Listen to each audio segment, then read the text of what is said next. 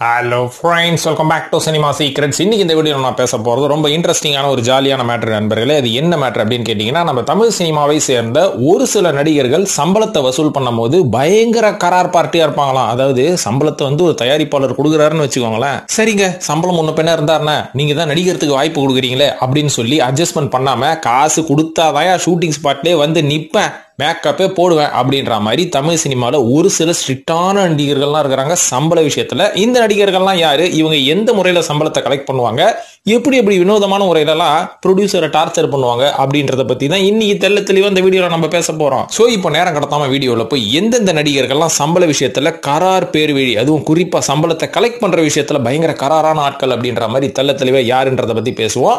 இப்போ இந்த லிஸ்ட்ல முதலாவதா சொல்ல போற நடிகர் நம்ம தல அஜித் அவர்கள் தான். அஜித் அவர்கள் பல விதத்தில் ப்ரொடியூசருக்கு ரொம்ப ஹெல்ப்ஃபுல்லா இருப்பாரு மற்றும் ஏகப்பட்ட நேரத்துல தயாரிப்பாளருக்கு அவர் நிறைய உதவியும் செஞ்சிருக்காரு. இருந்தாலும் சம்பள விஷயத்துல அஜித் அவர்கள் பயங்கர கராரா இருப்பாருங்களாங்க. அதுக்கு முக்கியமான காரணம் பல வருடங்களாக அஜித் அவர்கள் சம்பள விஷயத்துல நிறைய இடத்துல ஏமாந்துருக்கிறாரு. உண்மையை சொல்லணும்னா இன்னைக்கும் பாத்தீங்கன்னா தமிழ் சினிமால நிறைய ஹீரோக்கள் சம்பள விஷயத்துல ஏமாந்துருவாங்க. ஆனா ப்ரொடியூசர்ஸ் பாத்தீங்கன்னா பல மேடைகள்ல மைக்க பிடிச்சி இந்த நடிகர் இவ்வளவு சம்பளம் வாங்குறான், எனக்கு குறைய மாட்டான் அப்படின்ற மாதிரி அவங்க சைடு தான் பேசுவாங்களே தவிர அவங்க எத்தனை நடிகர்களுக்கு சம்பளத்தை கரெக்டா கொடுத்தாங்க அப்படின்ற மாதிரி எந்த மேடையிலையும் அவங்க பேசவே மாட்டாங்க. இதன் காரணமாக தான் அஜித் அவர்கள் அவரோட சம்பளத்தை கேஷா வாங்குற பழக்கத்தை ஒரு 10 வருஷத்துக்கு முன்னாடி நிறுத்திட்டார் அப்படின்ற மாதிரி சொல்லப்படுது. இப்ப எல்லாமே அக்கௌண்ட்ஸ் வழியா தான் வரும் அப்படின்ற மாதிரி சொல்லப்படுது. அதாவது இப்பெல்லாம் அஜித் அவர்கள் சம்பளம் வாங்குற முறை எப்படின்னு பாத்தீங்கன்னா, இந்த பிளாக் மணி, அதுக்கப்புறம் ஒரு 2 ரூபா பிளாக்ல கொடுங்க, ஒரு 10 ரூபாவை நீங்க பேங்க்ல போட்டு விடுங்க, இந்த கதெல்லாம் இப்ப அஜித் கிட்ட நடக்கவே நடக்காது. கொடுக்குற காசு எல்லாத்தையும் பேங்க்ல டிரான்ஸ்பர் பண்ணியா அப்படின்ற மாதிரி நேர்மையா தான் வாங்கிக்கிறாரா அஜித் அவர்கள். இது மட்டும் இல்லாம இவர் சம்பளம் வாங்குற முறை எப்படின்னு பாத்தீங்கன்னா, ஒரு படத்தோட கதை பிடிச்சு போனோம்னா அந்த படத்துல இவர் நடிகரன் சைன் பண்ணும் போது ஒரு 5% அமௌண்ட் வாங்கிட்டு வரான். இதுக்கப்புறம் பாத்தீங்கன்னா ஷூட்டிங் போறதுக்கு முன்னாடி, அதாவது ஒரு வாரத்துக்கு அப்புறம் ஷூட்டிங் வைங்களேன், அதுக்கு முன்னாடியே அஜித் அவர்களுக்கு 25% அட்வான்ஸ் மணி போட்டுருணுமா. போட்டதுக்கு அப்புறமா அஜித் என்ன பண்ணுவாராம், இதெல்லாம் ஓகே ஷூட்டிங்க்கு நான் வரப்போறேன், ஆனா வரத்துக்கு முன்னாடி உங்களோட சோர்ஸ் ஆஃப் ஃபண்ட் எப்படி, அதாவது உங்களோட சொந்த காசா, இல்ல பேங்க்ல லோன் எடுக்கிறீங்களா, இல்ல கந்து வட்டிக்காரங்கிட்ட 10 வட்டிக்கு காசு வாங்கி நீங்க படம் எடுக்கிறீங்களா அப்படின்ற சோர்ஸ் அவர் தெரிஞ்சுப்பாராம். ஆனா நீங்க கந்து வட்டிக்காரங்கிட்ட இருந்து காசு வாங்கி படம் எடுக்கிறீங்க அப்படின்னா அஜித் அவர்கள் அவர் வாங்கின அந்த அட்வான்ஸ் எல்லாத்தையும் திருப்பி கொடுத்துட்டு உங்க படத்துல நான் நடிக்க மாட்டேன், உங்களை நான் கஷ்டப்படுத்த மாட்டேன் அப்படின்ற மாதிரி வெளில வந்துருவாராம். அதனால அஜித் அவர்களை ஒரு படத்துல சைன் பண்றதா இருந்தா கந்து வட்டிக்காரங்கிட்ட இருந்து காசை வாங்கிட்டு கண்டிப்பா அஜித்தை சைன் பண்ணக்கூடாது அப்படின்ற ஒரு ஸ்ட்ரிக்டான விஷயத்தை அவர் வச்சிருக்காரு. இதுக்கு முக்கியமான காரணம், பல வருடங்களுக்கு முன்னாடி ஒரு சில படங்கள்ல இந்த மாதிரி கந்து வட்டிக்காரன் ப்ரொடியூஸ் பண்ண போய் அவங்கிட்ட மாட்டிக்கிட்டு ஏகப்பட்ட பிரச்சனையை அஜித் அவர்கள் சந்திச்சாரு. அது மட்டும் இல்லாம அஜித்தை வச்சு படம் எடுக்க முன் வந்த தயாரிப்பாளர்களும் சந்திச்சாங்க அப்படின்ற ஒரு விஷயத்துல ரொம்ப தெளிவா இருக்கிறார் அஜித். அதனாலதான் கந்து வட்டிக்காரங்கிட்ட இருந்து நீங்க காசு வாங்கிட்டு வந்தா அஜித் வச்சு படம் எடுக்கவே முடியாது. இது மட்டும் இல்லாம மணி மேட்டர்ல பயங்கர ஸ்ட்ரிக்டான ஆளுங்க.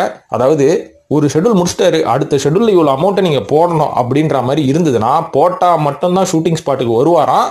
அன்னைக்கு சொன்ன டேட்ல நீங்க கரெக்டா போட்டுறணும். அதுக்கு முன்னாடி நாள் போட்டா கூட ரொம்ப நல்லது. சார் அடுத்த நாள் போடுறேன், இன்னைக்கு வந்துருங்க அப்படின்னா அஜித் வரவே மாட்டாரா ஷூட்டிங்க்கு. இதுதான் அஜித் அவர்கள் சம்பளம் வாங்கும் முறை அப்படின்ற மாதிரி கோலிவுட் வாசிகள் சொல்லி கேள்விப்பட்டோம். இரண்டாவதா சொல்ல போறது நம்ம உலகநாயகன் கமலஹாசன் அவர்கள். உலகநாயகன் கமலஹாசன் அவர்கள் பணத்தை பெருசா பொருட்படுத்த மாட்டாரு, வர காசு எல்லாத்தையும் சினிமாலே செலவு பண்ணுவார். அப்படின்றாலும் வர காசு கரெக்டா வந்தா தானே சினிமால செலக்ட் பண்ண முடியும், அதாவது செலவு பண்ண முடியும். இல்லன்னு வைங்களேன், அவர்லாம் 20-30 வருஷத்துக்கு முன்னாடியே காணாம போயிடுவாரு. அதனால ஸ்போர்ட்ஸ் மேல எனக்கு இருக்கக்கூடிய அதிகப்படியான ஆர்வத்தை பணமா மாத்தலாம் அப்படின்னு நினைக்கும் போது நான் யூஸ் பண்ண ஆரம்பிச்சது 1xBet அப்படின்ற ஒரு ஆப் தான். இந்த 1xBet ஆப் இன்டர்நேஷனல் லைசன்ஸோட வரது மட்டும் இல்லாம எல்லாருமே ஈஸியா யூஸ் பண்ணக்கூடிய முறையில இந்த ஆப் டிசைன் பண்ணிருக்காங்க. இந்த ஆப்ல உங்களுக்கு பிடிச்ச ஒரு விளையாட்டை நீங்க தேர்ந்தெடுத்து பெட் பண்ணலாம். அது மட்டும் இல்லாம வித்தியாசமான கேசினோ கேம் மற்றும் கிராஷ் கேம் இந்த ஆப்ல இருக்கு. இதுல விளையாடி கூட நீங்க நிறைய பணம் சம்பாதிக்கலாம். நீங்க சம்பாதிச்ச பணத்தை UPI, பேங்க் டிரான்ஸ்பர், பேடிஎம் மற்றும் போன்பே மூலமா ஈஸியா நீங்க வித்ட்ரா பண்ணிக்கலாம். இது மட்டும் இல்லாம உங்களோட ஃபர்ஸ்ட் டெபாசிட் 100% ஃப்ரீ போனஸோட ஆரம்பிக்குது. அதுக்கு நீங்க என்ன பண்ணணும்னு பாத்தீங்கன்னா, நம்மளோட கமெண்ட்ல கொடுத்திருக்கக்கூடிய லிங்க் மற்றும் ப்ரோமோ கோடான சீக்ரெட்ஸ் அப்படின்ற கோட நீங்க யூஸ் பண்ணி 1xBet ஆப்பில் இருக்கக்கூடிய கேம்ஸ் நீங்க விளையாடுங்க, நிறைய பணம் சம்பாதிங்க. கமல் அவர்கள் கரெக்டான முறையில சம்பளத்தை வசூல் பண்ணுவாரு. பண்றனாலதான் இன்னி வரைக்கும் ஃபீல்டுல இருக்காரு அப்படின்னு சொல்லலாம். எப்படி வசூல் பண்ணுவார்னு பாத்தீங்கன்னா, அட்வான்ஸ் பணமா 20% ஃபர்ஸ்ட் வாங்கிட்டு வரான். வாங்கினதுக்கு அப்புறமா அவர் ஷூட்டிங் ஆரம்பிச்ச உடனே 3 இன்ஸ்டால்மெண்டா தான் அவரோட சம்பளத்தை பிரிச்சு வாங்குவாராம். அது எத்தனை ஷெட்யூல் போனாலும் 3 இன்ஸ்டால்மெண்ட் நீங்க ஷூட்டிங் முடியறதுக்குள்ள கொடுத்துடணும். ஒரு 80%, மீதி 20% 10% பேலன்ஸ் இருந்ததுன்னா அவர் டப்பிங் டைம்ல கேட்பாராம். டப்பிங் டைம்ல நீங்க காசை கொடுக்கலன்னா டப்பிங்கே வரமாட்டாரு மனுஷன். இதனாலதான் பாத்தீங்கன்னா ஆரம்பத்துல கமல் அவர்களோட படங்கள் அவர் வேற ப்ரொடியூசருக்கு நடிக்கிறதா இருந்தா அது அப்பப்போ நின்று போயிடும். ஏன்னா டப்பிங்க்கு இவங்களுக்கு மீதி கொடுக்கறதுக்கு காசு இருக்காது, கமல் அவர்களும் வரமாட்டாரு. பல நடிகர்கள் பல படங்கள் ரிலீஸ் ஆகாம பாதியிலே நிக்கிறதுக்கு காரணம் இந்த டப்பிங் டைம்ல ப்ரொடியூசர்ஸ் காசு கொடுக்கறதுக்கு மறுத்துருவாங்க. அதுக்கப்புறம் மேடையில போய் மைக்கு பிடிச்சிக்கிட்டு நாங்க சம்பளத்தை கொடுத்தவங்க டப்பிங் பண்ண மாட்டாங்க அப்படின்னு சொல்லி அந்த நடிகர் மேலே இவங்க பழி போடுவாங்களே தவிர அந்த நடிகர்கள் கிட்ட பேசின மாதிரி அந்த 10% பேலன்ஸ் எப்போ கொடுப்பாங்க அப்படின்றத பத்தி எல்லாம் பேச மாட்டாங்க. இது மட்டும் இல்லாம ஷூட்டிங் வரும்போது கமல் அவர்களோட அக்கௌண்ட்ல பணம் விழுந்தா மட்டும்தான் நம்ம கமல் அவர்கள் ஷூட்டிங்கே வருவாராம்ப்பா. இது மட்டும் இல்லாம அவரோட சொந்த ஃப்ரெண்ட்ஸுங்களே படம் எடுக்கிறதா இருந்தாலும் கமலை வச்சு கமல் அவர்கள் கால் ஷீட்டை நேர்மையா கொடுத்துருவாராம் ஃப்ரெண்டுக்காக. ஆனா சம்பளத்தை நீ ஃப்ரெண்டுன்னு சொல்லிட்டு கொடுக்கலனா சத்தியமா உன் படத்துல வரவே மாட்டேன் அப்படின்ற ஒரு ஸ்ட்ரிக்டான முறையும் கமல் அவர்கள் ஃபாலோ பண்ணுவார் அப்படின்ற மாதிரி சொல்லப்படுது. இது மட்டும் இல்லாம அட்வான்ஸ் ஒன்ஸ் வாங்கிட்டாருன்னா அட்வான்ஸ் ரிட்டர்ன் பண்ணவே மாட்டாரா. அதுக்கு பதிலாக நான் சொன்ன கமிட்மெண்ட்டுக்கு நான் நடிச்சு கொடுத்துறேன், நீ வந்து அட்வான்ஸை கொடுத்துட்டு படம் கேன்சல் ஆயிடுச்சு அட்வான்ஸை திருப்பி கேட்டா சத்தியமா நான் கொடுக்க மாட்டேன். அதே மாதிரி நீ எந்த பினான்சியர் வச்சு வேணாலும் படம் எடுத்துக்கோ, அதை பத்தி எனக்கு கவலை இல்லை. ஆனா நீ அட்வான்ஸ் கொடுத்தீங்கன்னா நான் கமிட்மெண்ட் முடிச்சு தானே தருவேனே தவிர சத்தியமா அட்வான்ஸ் ரிட்டர்ன் கிடையாது அப்படின்ற மாதிரி ஸ்ட்ரிக்டான ஒரு பேர் வழி தான் நம்ம கமல் அவர்கள். மூன்றாவதா சொல்ல போறது நடிகை நயன்தாரா அவர்கள். இவங்க வந்து சம்பளம் வசூலிக்க வர முறையில வந்து ரொம்ப ப்ரூட்டலா பிஹேவ் பண்ணுவாங்க அப்படின்ற மாதிரி சொல்லப்படுது. காசு இல்லைன்னா ஷூட்டிங் பக்கமே வராத, என் வீட்டு பக்கமே வராத, என்கிட்ட கதையே சொல்லாத அப்படின்ற மாதிரி ஸ்ட்ரிக்டா இருக்கிற ஒரு நடிகை யாருன்னா நயன்தாரா அவர்கள் தான். அதனாலதான் சூப்பர் ஸ்டார்னு சொல்றாங்களோ என்னமோ. இதனால காசு இல்லைன்னா ஷூட்டிங்க்கு வரமாட்டாங்க அப்படின்ற மாதிரி சொல்லப்படுது. இதையும் தாண்டி நீ யாரை வேணாலும் ஹீரோவை வச்சு எடுத்துக்கோப்பா, நீ விஷாலை வச்சு எடு, சிம்புவை வச்சு எடு, நீ ரஜினி, கமல், அமிதாப் பச்சன், ஷாருக் கான் யாரை வச்சு எடுத்தாலும் எனக்கு சம்பளத்தை போட்டா மட்டும் தான் நான் வந்து நடிப்பேன்.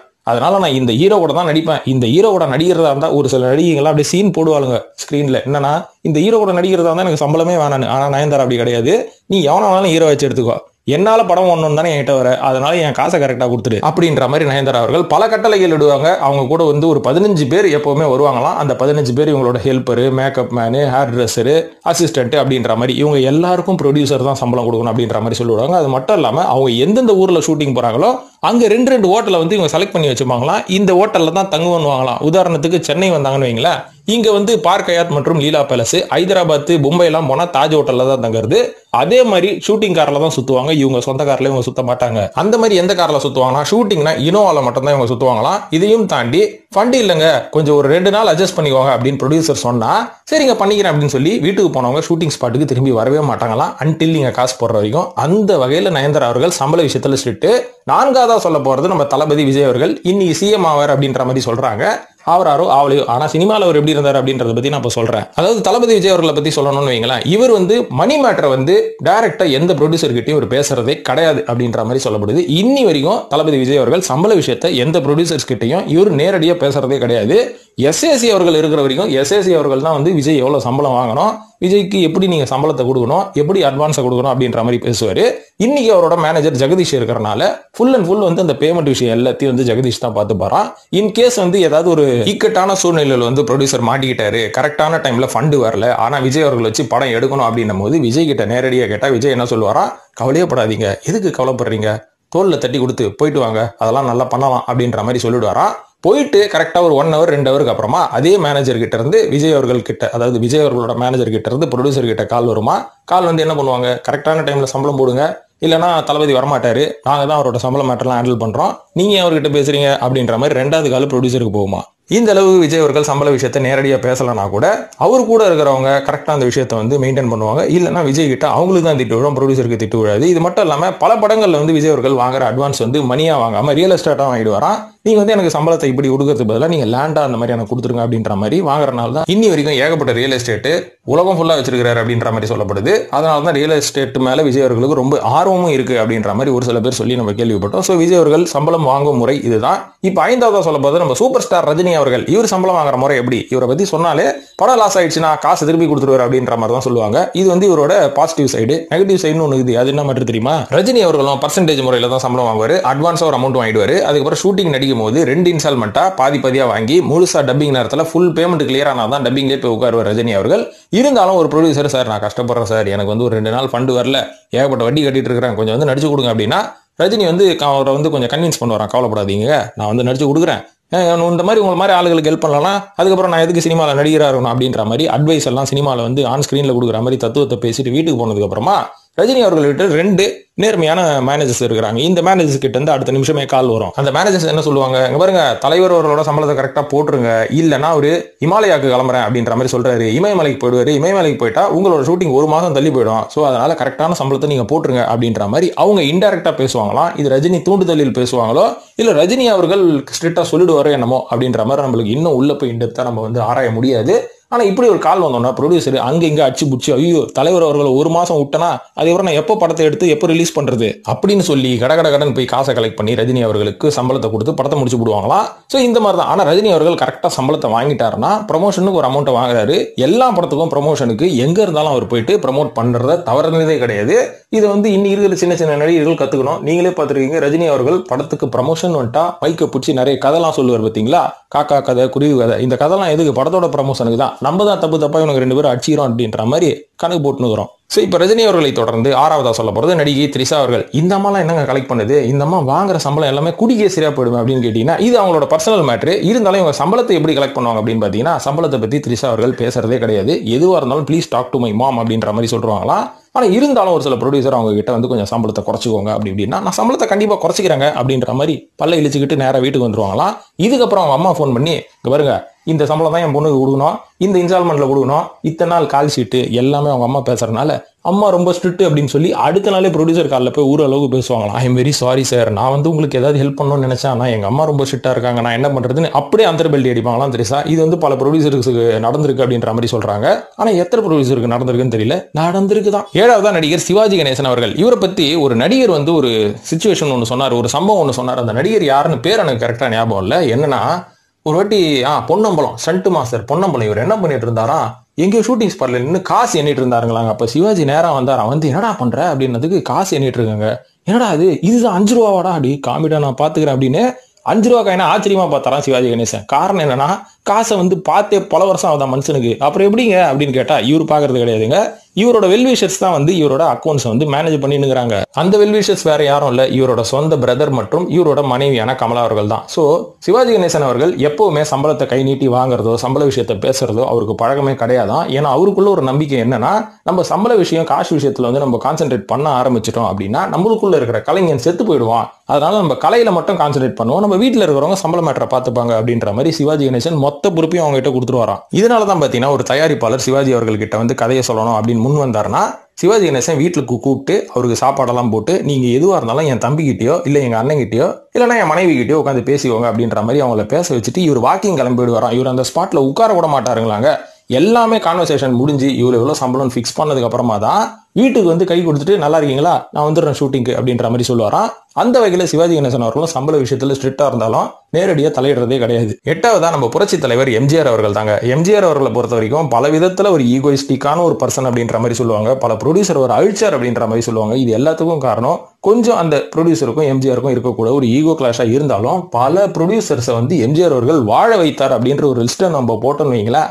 அந்த லிஸ்ட்டுக்கு நம்ம ஒரு புக் எழுதலாம். அத்தனை தயாரிப்பாளர்கள் எம்ஜிஆர் அவர்கள் வாழ வச்சிருக்காரு. அந்த வகையில ஒரு தயாரிப்பாளர் எம்ஜிஆர் கிட்ட நான் கஷ்டப்படுறாங்க, எனக்கு ரொம்ப கஷ்டமா இருக்கு, உங்களை வச்சு ஒரு படம் எடுத்தா நான் பழச்சுப்பேன் அப்படின்னா எம்ஜிஆர் அவர்கள் இவ்வளவு அட்வான்ஸ் கொடு அப்படின்ற மாதிரிலாம் வாங்கவே மாட்டாராம். ₹1 கொடு அப்படின்ற மாதிரி அந்த ₹1 அட்வான்ஸ் வச்சு படத்தை ஃபுல்லா முடிச்சதுக்கு அப்புறம் தான் எம்ஜிஆர் அவர்கள் ஷேர் பேசிஸ்ல சம்பளம் வாங்குவார் அப்படின்ற மாதிரி சொல்லப்படுது. இது மட்டும் இல்லாம இந்த இன்ஸ்டால்மெண்ட்ல கொடு அப்படின்ற மாதிரி எம்ஜிஆர் அவர்கள் ஃபுல் பேமெண்ட் கொடு அப்படின்ற மாதிரிலாம் டிமாண்ட் பண்ணவே மாட்டாரா. ₹1 கொடுப்பா நடிச்சு கொடுக்குறேன், அதுக்கப்புறம் உன் படம் பெரிய லெவல்ல போனா ரொம்ப சந்தோஷம், நீ எனக்கு சம்பளம் கொடு அப்படின்னு வரான். இதே மெத்தட கவுண்டமணி அவர்களும் ஃபாலோ பண்ணுவாரு, சத்யராஜ் அவர்களும் ஃபாலோ பண்ணுவார் அப்படின்ற மாதிரி சொல்றாங்க. ஏன்னா கவுண்டமணி அவர்களும் பாத்தீங்கன்னா ₹1 தான் அட்வான்ஸ் வாங்குவாராம், சத்யராஜும் ₹1 தான் வாங்குவார் அப்படின்னு கேள்விப்பட்டேன். அதுக்கப்புறம் ஃபுல் ஷூட்டிங் முடிஞ்சதுக்கு அப்புறம் டப்பிங் முடியும் போது தான் இவங்க ஃபுல் அமௌண்ட்டே வாங்குவாங்களாம். அந்த அளவுக்கு இவங்க எல்லாருமே நல்ல உள்ளம் கொண்டவர்கள். இன்னைக்கு இந்த மாதிரி நடிகர்கள்லாம் தேட முடியுமா? எப்படா காசு போடுவோம், எப்படா வெளில போய் ஜாலியா செலவு பண்ணிட்டு ஷூட்டிங்க்கு வராம படுத்து தூங்கலாம் அப்படின்ற மாதிரி தான் நிறைய நடிகர்கள் இருக்கிறாங்க. நான் எல்லாரையுமே சொல்லல, ஒரு சில நடிகர்கள் இருக்காங்க. இப்ப அடுத்ததா 9வதா சொல்ல போறது இதே மாதிரி சம்பள விஷயத்துல பல தயாரிப்பாளர்களுக்கு உதவி பண்ண கேப்டன் விஜயகாந்த் அவர்களை பத்தி சொல்லணும்.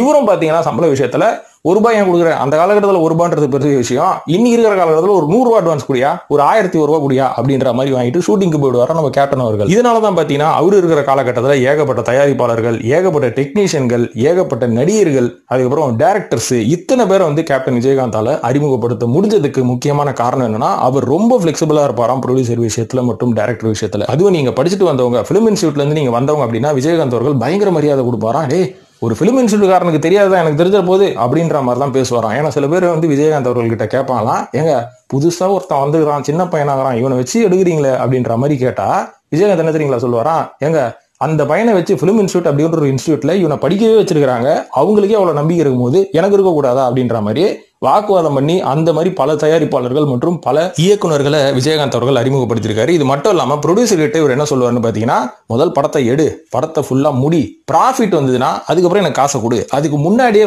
படத்தை முடிச்ச கையோட உங்களுக்கு இந்தாங்க சம்பளம் அப்படின்ற மாதிரி என்கிட்ட கொடுத்துடாத, போ படத்தை வீயே, நிறைய உனக்கு சம்பாரி, அதுல இருந்து எனக்கு கொடு அப்படின்ற மாதிரி ரொம்ப கிளியரா இருப்பார் விஜயகாந்த் அவர்கள். அதான் கடைசி வரைக்கும் விஜயகாந்த் அவர்கள் இன்னைக்கும் இவரை பத்தி பாசிட்டிவாவே நம்ம பேசினுக்கிறோம். உயிரோட இருக்கும்போது யாருமே பேச தவறி விட்டோம். சோ நண்பர்களே, இப்ப இந்த லிஸ்ட்ல ஒரு 9 பேரை சொன்னேன். 10ஆவதா உங்களுக்கு யாரையாவது பத்தி தெரியும் அப்படின்னா நீங்க கமெண்ட்ல போடுங்க. இன்னும் 4-5 பேர் இருக்கிறாங்க, அவங்களாம் அடுத்தடுத்த வீடியோல சொல்றதுக்கு முயற்சி பண்றேன். ஸோ இந்த வீடியோ பார்த்ததுக்கு நன்றி. இது பற்றிய கருத்துக்களை கமெண்ட்ல போடுங்க. மற்றும் நம்ம மெம்பர்ஷிப்ல ஜாயின் பண்ணுங்க. எக்ஸ்க்ளூசிவான மேட்டர் நிறைய இருக்குது. அதெல்லாம் நம்ம மெம்பர்ஸுக்கு மட்டும் தான் நான் பேசணும்னு நான் விருப்பப்படுறேன். ஸோ அதெல்லாம் நான் ஃபியூச்சர்ல பேசுறேன். நீங்க சீக்கிரமா மெம்பர்ஷிப்ல ஜாயின் பண்ணுங்க நண்பர்களே. நன்றி, வணக்கம்.